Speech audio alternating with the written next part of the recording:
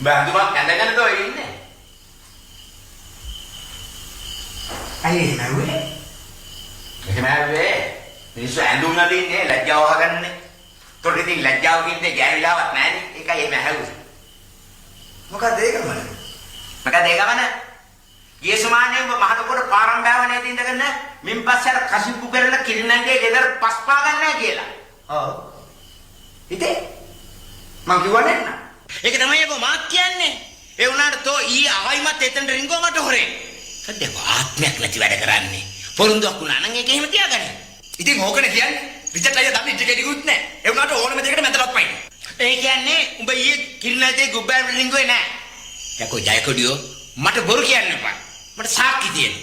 ඉතින් කවුද නැහැ කිව්වේ? මං ගියා තමයි. මං කිව්වේ පස්පා ගන්න යන්නේ නැහැ කියලා. මං ඊයේ ගියේ මගේ රබර් සෙප් දෙක දාගෙන. එක වැලියක් එකක් පෑගුන්නේ නැහැ. නෑ ජයකොඩියෝ බලන්න මගේ අකා උස්සන්න නැතුව. මේ මනුස්සයාට ඉන්න දීපන්කෝ ජයකොඩියෝ උස්ස ගන්න නැතුව. බට වීරු කරන්න ඕන නම් මේ වයස කෙනෙක් හොයාගන්න. මට මතකයි මේ රිචඩ් දුන්නේ නැහැ නන්දම්ම මූ වගේමයි ඒ කාලේ. මොකක් හරි දෙයක් කියලා උස්ස ගත්තේ නැත්තම් උණ්ඩටේ දාගෙන ඉන්දියයි. ආපෝ මතක් කරන්න එපා. මූදා හොඳයි. මේ දැක්කද? මතක් කෙරුවා විතරයි හිරිකඩු පිපුණා. නේ? හැබැයි උණ්ඩ හුඟක් කාලෙකින් මම දැක්කේ නෑ නෙමෙයි. කොහොමද දැන් ඇවිදිනවා කරනවනේ? මොන? උණ්ඩ නැති වුණානේ.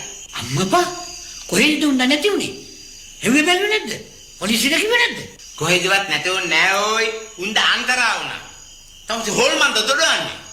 කලුරිය කළා පරලෝසපත් වුණා අභාව ප්‍රාප්ත වුණා ස්වර්ගස්ත වුණා මිය ගියා මලා පණ ගියා මැරුණා.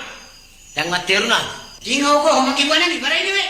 නැති උනායි කිව්වම මම හිතුවේ පෙරහැර බලන්න කියලා දැනගත්තේ අතරමං උනායි කියලා. මැරුණාම මැරුණයි නොකිය නැති උනායි කිව්වම හරියනවද? තමසත් මේ ජයකුඩියට අන්තයි ඔයි. අප්‍රංශේ දොරයි.